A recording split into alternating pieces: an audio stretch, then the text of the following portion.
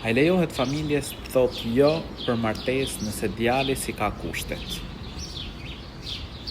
Nëse familjarët shikojnë që disa çështje pra që ata I kanë parsorë, ky person nuk I plotson ato kushte, ato kritere, I thonë jo.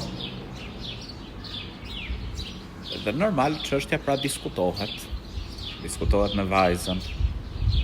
Dhe përderisa nuk I plotson kushtet ky person, I thonë jo, nuk ka asgjë.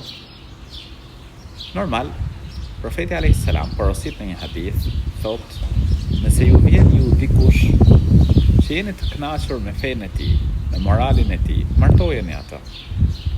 Por dikush e shef për shembull ai nga çështja e fesë, nuk është aty ku duhet.